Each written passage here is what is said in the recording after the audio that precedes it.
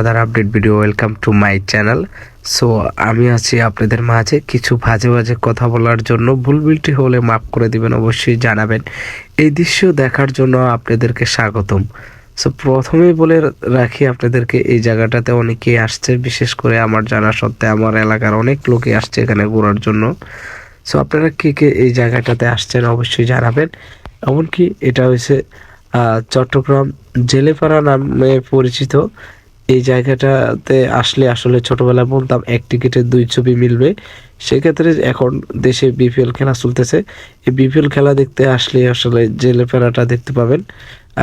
চট্টগ্রাম জহিরুদ্দিন স্টেডিয়ামের খুব কাছে। যদি আপনি যেতে চান তাহলে সোজা বরাবর একটু হাঁটলেই দেখতে পাবেন এই সৌন্দর্যিত দৃশ্য। সো এই দৃশ্য দেখার জন্য আসলে অনেকে অনেক জায়গা থেকে আসে, দূর দূরান্ত থেকে আসে, কিংবা মিনি কক্সবাজার নামও পরিচিত এই জায়গাটাতে। আর আমার আসলে ভালো লাগার একটা জায়গা হয়েছে এখানে। আমি বিগত 6 মাস আগে আমি এখানে এসে একদিন বল খেললাম। সো আসলে এই যে ভোরবেলা এসে বল খেলার যে একটা ফিল পাওয়া, সেই ফিলটা অবশ্যই অমায়িক একটা দৃশ্য।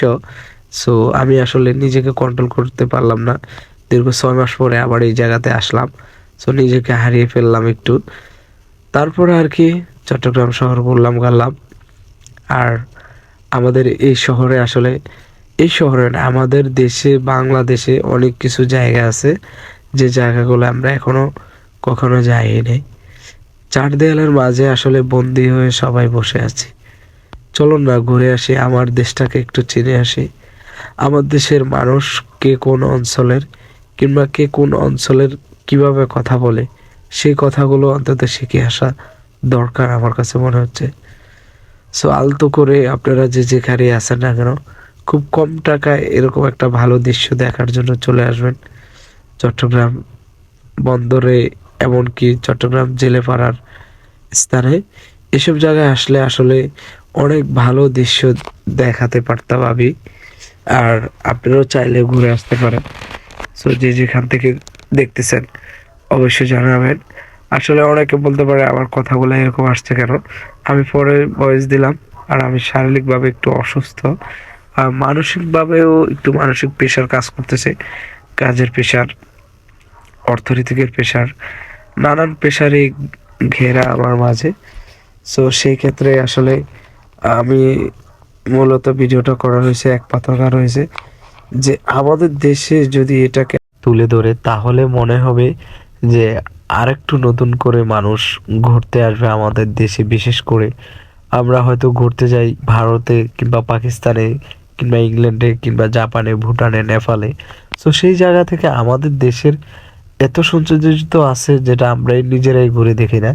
সো যদি আরেকটু সৌন্দর্যিত করে আসলে বাংলাদেশ গভর্নমেন্ট যে নিয়ে আসুক না কেন, সো মনে হয় যে আমাদের নেপাল ভুটান যাওয়া লাগবে না, উল্টা নেপাল ভুটানের মানুষই আমাদের দেশটাকে ঘুরে দেখতে আসবে। কারণ বাংলাদেশের 7 ঋতু, 6 ঋতু 7 ঋতু যেটা বলে, সেই ক্ষেত্রে আমাদের বাংলাদেশের অনেক কিছুই আমরা চেঞ্জ করে ফেলতে পারি চাইলে। সো সেই ক্ষেত্রে বলবো সাবধানতার জীবনের সফলতা। এখানে আসলে অবশ্যই সাবধানতায় আসবেন, এই জায়গাগুলো ফলো করবেন। আর আমি বলতে চাচ্ছি আরেকটা কথা, যে অবশ্যই অবশ্যই আপনারা চাবেন আমাদের দেশটা উন্নত হয় কিনা। আর আপনাদের নিজেদের জায়গা থেকে চেষ্টা করবেন সর্বোচ্চ দিয়ে। কারণ এই দেশটা আপনারা আমার সবার, এই দেশটা কারো একা না। তো সেই ক্ষেত্রে বলবো এই দেশের একটি কণা কেন, একটি ইঞ্চি আপনাদের। সো সেই ক্ষেত্রে আপনাদের দায়িত্ব এটা যে সুন্দরভাবে সাজানোর। এখানকার মেয়র, এমপি যারা আছেন তাদের সুদৃষ্টিতে আমি বলতে চাচ্ছি যে আপনারা কে কোন দল করেন, কে কোন পথের মানুষ, সেটা দেখার বিষয় না। আমি মনে করব আপনার দেখার বিষয় আপনার এলাকাটা কিভাবে উন্নত করবেন, আপনার এলাকায় কিভাবে পর্যটক কেন্দ্র হিসাবে আপনি এই জায়গাটাকে আরো সৌন্দর্যিত করবেন, সেটা আপনার দায়িত্ব আমি মনে করব। তো এই জেলেপাড়ার পাশে আসলে মূলত আহ চট্টগ্রাম সিভিক্স। সো সিভিক্সের সাথে যদি এটা অ্যাড হয় তাহলে আরো সৌন্দর্যিত লাগবে। সো সেক্ষেত্রে আমি আসলে এটা বললাম। জানি না কার কাছে কিরকম লাগবে, কিনা ভালো লাগবে, খারাপ লাগবে, কেউ গাল মন্দ করবে, এটাই স্বাভাবিক। আসলে সব কিছু যে ভালো হবে কিংবা আমি যে পৃথিবীর সকল মানুষকে খুশি রাখতে পারবো, আর আমি যে এখানে ভিডিওতে কথা বলে সব মানুষের মন জয় করে ফেলতে পারবো, বিষয়টা তা না। কেউ খারাপ দৃষ্টিতে দেখবে, কেউ ভালো দৃষ্টিতে দেখবে, এটাই স্বাভাবিক। এটা নিয়ে আসলে মানুষ জীবন বাস্তব সবকিছু গড়ে তোলে এটার মাঝে। সো আমিও কিছু কথা বললাম একটু বাজে বাজে, চেষ্টা করতেছি। ভুল ভুলটি হলে অবশ্যই মাফ করে দিন। আসলে একটা বিষয় হয়েছে, ভিডিও করার মূলত কারণ হয়েছে যে আমাদের দেশটাকে যদি আরেকটু সৌন্দর্যিত করে তুলে ধরে সবাই হাতে হাত রেখে যদি কাজ করি, আমাদের দেশটা আরো উন্নত হবে। এই যে দৃশ্যটা, আসলে এরকম একটা দৃশ্য ফিল পাওয়ার অনুভূতিটাই অন্যরকম। যারা আসলে লাখ লাখ টাকা খরচ করে দেশের বাইরে ঘুরতে যায়, তারাই বলতে পারবে আসলে একটু বরফ দেখার জন্য কত না দূরে যায়। সো আমাদের দেশে বরফ না থাকলে কি হবো, আমাদের দেশে যেই পরিমাণ নদী, সাগর, জলদ, মানে কি বলবো, গাছপালা আছে। সো এই গাছপালার মাঝে আমরা নিঃশ্বাসটা ফেলে অনেক হ্যাপি আছি আমার কাছে মনে হচ্ছে। সো সেই ক্ষেত্রে বলতে চাই, আসলে এই শহর থেকে ওই শহর, ওই শহর থেকে এই শহর, এটাই ঘুরে বেড়ানো আমার একটা পেশা হয়ে দাঁড়াইছে। সো আমি চেষ্টা করি অন্তত কোথাও গেলে যদি একটু ভিডিও রেকর্ডিং করা যায়, কিংবা নিজেকে একটু প্রেজেন্টেশন দেওয়া যায়, সেই ক্ষেত্রে আমি চেষ্টা করি আসলে ভিডিও রেকর্ড করি। অনেকে বাজেভাবে মন্তব্য করে, আসলে তার জন্য আমি একেবারে বিষয়টা নিতে পারি না বললে ভুল হবে, আমি এটা নিয়ে নি। সো আমি এখন মানুষ খারাপ বললো, মানুষের সাথে হেসে কথা বলার জন্য চেষ্টাতে থাকি। তো সেক্ষেত্রে আসলে কি বলবো, আর আমি, আমার কাছে যদি প্রচুর পরিমাণ টাকা থাকতো, আমি খালি এই দেশ থেকে ওই দেশ, ওইখান থেকে এখানে আমি ঘুরে বেড়াতাম, ভিডিও বানাইতাম। এটাই আমার একটা পেশা হয়ে দাঁড়াইতো। কিন্তু কিন্তু আল্লাহ মাফ করুক, মহান রব্বুল আলমের কাছে শুক্রিয়া যে আমি টাকা দেখছি, পয়সা দেখছি। ক্ষেত্রে আসলে আমি ঘুরে বেড়ানোটা খুব পছন্দ করি, আর আমার খুব ভালো লাগে। আর আসলে মানুষ লাইফে সফল হবে, ব্যর্থ হবে, কিংবা লাইফে কষ্ট থাকবে, লাইফে অভিনয় থাকবে, লাইফে দুঃসময় থাকবে, লাইফে সুসময় থাকবে, এটা নিয়ে আসলে হ্যাপি থাকা দরকার আমার কাছে মনে হচ্ছে। আর আমার কাছে টাকা না থাকুক না কেন, কিন্তু আমি না থাকলেও ঘুরে আসার জন্য চেষ্টাতে থাকি। আর বলে না, ফাঁকা পকেটে ফাঁকা আওয়াজ, সবকিছু ফাঁকা। সো আমিও চলি ফাঁকা পকেটে ফাঁকাভাবে, একা একা ঘুরে আসি শহরে, নগরে, বন্দরে, যখন যেখানে ভালো লাগে।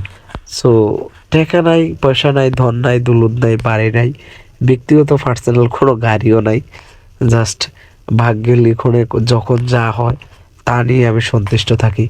একমাত্র কারণ হচ্ছে আমি মহান রব্বুল আলমিনকে মন থেকে অনেক ভালোবাসি। আসলে অনেকে বলতে পারে না যে মহান রব্বুল আলমিনের কাছে সকলে সকল কিছু চেয়ে পেয়েছে। আমি মহান রব্বুল আলমিনের কাছে শুকুর আলহামদুলিল্লাহ, আমি লাইফের প্রত্যেকটা জিনিস আমার কাছে মনে হয়েছে মহান রব্বুল আলমিন আমাকে নিজ হাতে দিয়েছে। যে কষ্ট হোক, দুঃখ হোক, বেদনা হোক, সুখ হোক, সব কিছুই আমার কাছে মনে হয়েছে যে আমাকে মহান রব্বুল আলমিন নিজে নিজে দিয়েছে। আর এগুলো আমি কষ্ট, সুখ, কিংবা সব কিছু পেয়ে আমি অনেক হ্যাপি। কারণ আমি যত জিনিস লাইফে ঘটে যায়, সব জিনিসই আমার কাছে রিয়েল রিয়েল ভাব হয়, যে কোনোটা কপি না। যেটা মহান রব্বুল আলমিন এটা নিয়ে আমাকে সতর্ক বার্তা দিছে, বাট আমি মানে নিজেকে সতর্ক হিসাবে রাখতে পারিনি। তাই এই কারণে আমার বিপদটা আসে। কিংবা আমি এই জায়গাটাতে আসবো, হয়তো মহান রব্বুল আলমিন লিখে রাখছে বিগত 6 মাস আগে আমি এখানে আসছি। এখানে আমার আসার কোনো কথাই ছিল না। আমার বাড়ি হলো কোট জেলা, কিন্তু আমি চট্টগ্রাম শহরে আনাচে কানাচে ঘুরতেছি। এই বিষয়টা খুব একটা ভালো লাগার জায়গা বলতে পারেন আমার কাছে মনে হচ্ছে। সো ওরকম ভাবে গুছিয়ে কথা বলতে পারি না, অনেকে এই বিষয়টা খারাপ দৃষ্টিতে দেখে। আসলে চেষ্টা করি যতটুকু গুছিয়ে কথা বলার জন্য। সো আবার কবে আসি কিনা না আসি, আবার কবে এই জেলে পাড়া ঘুরতে আসি কিনা, তাও হয়তো জানি না। তো সেক্ষেত্রে আমি এই ভিডিওটা রেকর্ড করা রাখার একমাত্র কারণ হয়েছে যে 2, 4, 10 বছর, 5 বছর পরে আসবো, বা 1 বছর পরে আসবো। তো আসলে ওই জিনিসটা যেহেতু মনে থাকে, বা এই ভিডিওটা যেহেতু থাকে, যে এক সময় এই জায়গাটা এরকম ছিল, কিংবা এখন ভেঙেও তো যেতে পারে, যেহেতু সমুদ্রের কাছে খুব। সো এই কারণে আসলে ভিডিও করি, গল্প করি, আড্ডা দেই। সো এই আড্ডার মাঝে অনেকে আসলে খারাপ দৃষ্টিতে দেখে। সো খারাপ দৃষ্টিতে দেখার কোনো কারণ নাই। অনেকে খুব বাজে বিহেভ করে, তাদেরকে উদ্দেশ্যে বলবো বাজে বিহেভ করার কোনো কারণ নাই। কারণ আমি আপনারা বাজে বিহেভ করলেও কই, না করলে কি, চেষ্টা করি আমি আমার মতো থাকার জন্য। কারো কাছে ভালো লাগলে লাগবে, না লাগলে নাই, এটাই স্বাভাবিক।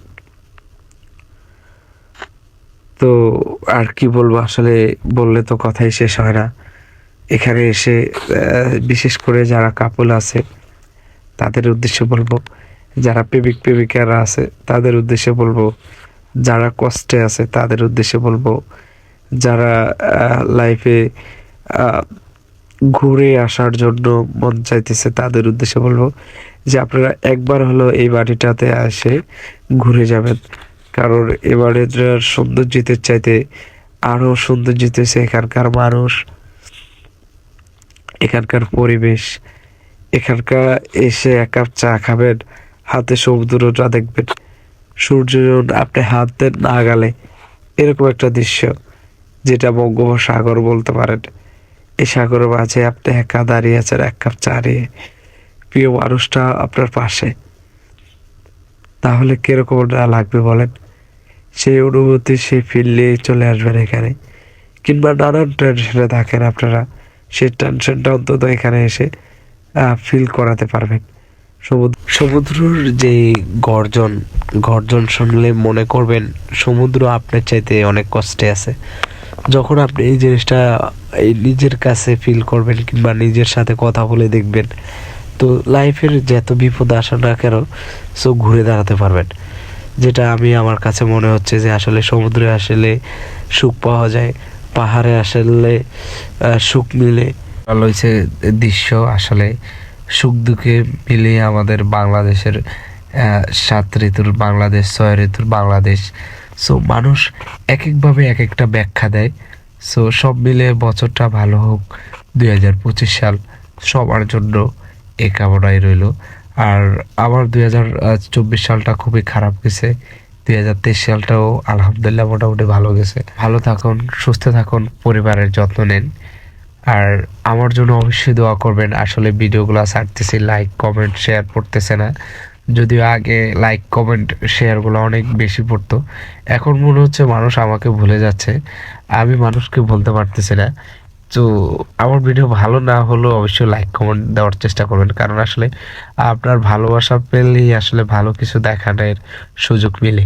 সো ভালো না বাসলে তো আসলে ভালোবাসা দেওয়া যায় না, আর জোর করেও কারোর প্রতি ভালোবাসাতে আসক্ত হওয়া যায় না।